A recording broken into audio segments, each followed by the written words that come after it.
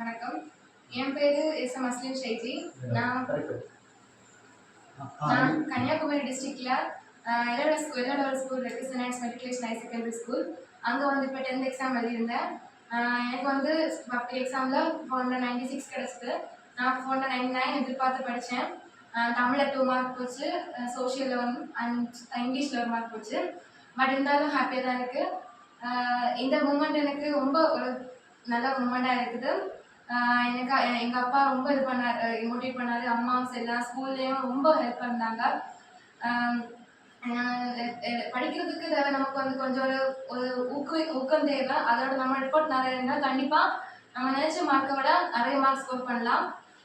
தினம் காலமே எங்கள் அம்மா வந்து 5 o'clock எல்லாம் வச்சாங்கன்னா அவங்களுக்கு தெரியாமல் வந்து ஒரு 4 o'clock எல்லாம் வச்சு எழுந்திரிச்சு படிப்பேன். ஸோ நம்ம எஃபோர்ட் எவ்வளோ இருக்கோ அவ்வளோ தூரத்துக்கு நம்ம ஸ்கோரும் இருக்கும். தேங்க்யூ. அன்பானவர்களே, இந்த பிள்ளை இன்னைக்கு இந்த அளவுக்கு சாதிச்சிருக்கு. இளவுலை பகுதியை சார்ந்த ஒரு சாதாரண ஒரு கூலி தொழிலாளியின் மகள், ஒரு கட்டிட தொழிலாளியின் மகள். இதெல்லாம் நம்ம எல்லாம் நினச்சி பார்க்கக்கூட முடியாத அளவுக்கு அம்மா வந்து 5 மணிக்கு அலாரம் வைப்பாங்கன்னா அம்மாவுக்கு தெரியாமலே இந்த பிள்ளை 4 மணிக்கு அலாரத்தை திருப்பி வச்சு படிக்கணுங்கிற வெறியோட முயன்று இன்னைக்கு சாதிச்சிருக்கு. இன்னைக்கு சாதித்தவங்க எல்லாம் பெரிய ஆளுகள் கிடையாது, சாதாரணமான ஆளுகள் தான் சாதிச்சிருக்காங்க.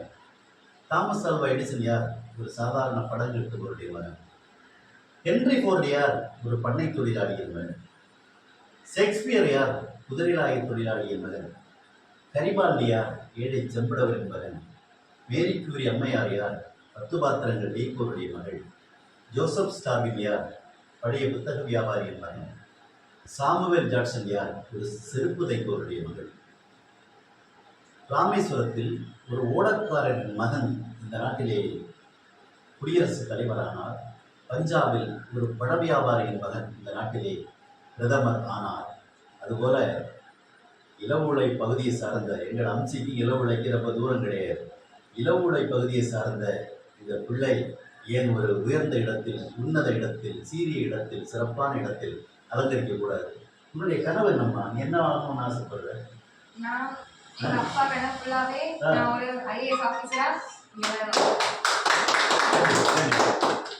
ஒரு ஐஏஎஸ் ஆஃபீஸரா இந்த பகுதிக்கு பெருமை சேர்க்கக்கூடிய அளவுக்கு ஒரு சாதாரண ஒரு ஏழையின் மகள் வருகிறாள் என்று சொன்னால் நம்ம அனைவருக்கும் இது ரொம்ப மிக மிக சந்தோஷப்படக்கூடிய விஷயம்.